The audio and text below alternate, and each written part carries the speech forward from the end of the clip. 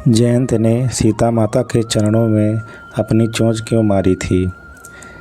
इंद्र का पुत्र जयंत ने श्री राम जी की परीक्षा लेने के लिए कौवे का रूप धारण करके सीता जी के चरणों में चोंच मारी थी और उसको उसकी सज़ा भी मिल गई।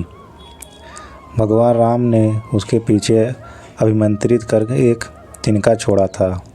वो तिनका उसके बाण की तरह जयंत के पीछे पड़ गया और तब तक उसका पीछा नहीं छोड़ा जब तक वो माता सीता के चरणों में गिरकर क्षमा नहीं मांगे। फिर श्री राम जी ने उनकी सिर्फ एक आँख को फोड़कर उसको छोड़ दिया। काकभुसुंडी रामायण के अनुसार वह इंद्र का पुत्र जयंत था जो काक या कहें कौवा का रूप बनकर आया था।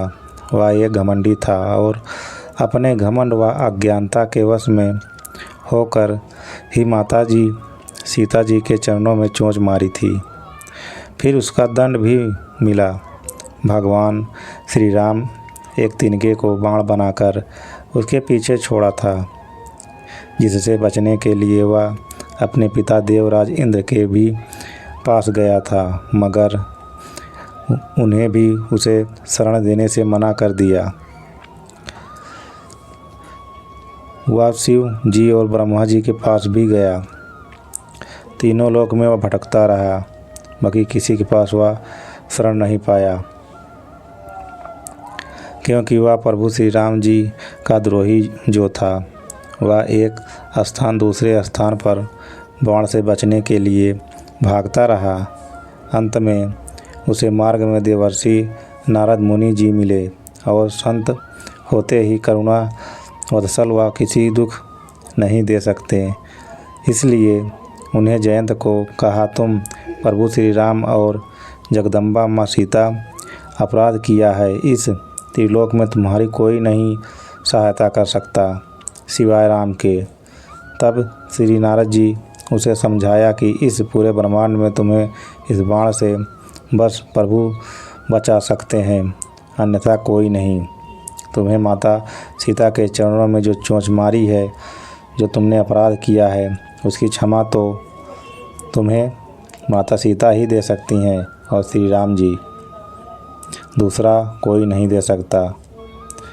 तुम्हें उनकी शरण में जाना चाहिए। वह शरणागत वत्सल हैं, तुम्हें अवश्य क्षमा करेंगे। तुम सच्चे मन उनकी शरण जाकर क्षमा याचना करो।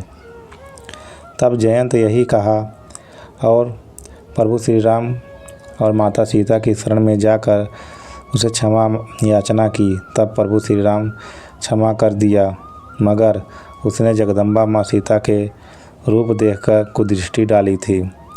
उसी के स्वरूप प्रभु श्री राम ने उनके उस बाण से उनकी एक आँख दृष्टि छीन करके उसे दृष्टिहीन बना दिया था और बाद में एक दृष्टि वाला पक्षी बना दिया, जिससे वह एक आँख लेके भटकता रहा। ऐसी ही ज्ञानवर्धक कहानी सुनने के लिए हमारे चैनल को सब्सक्राइब करें और वीडियो को पूरा देखें। जय श्री राम।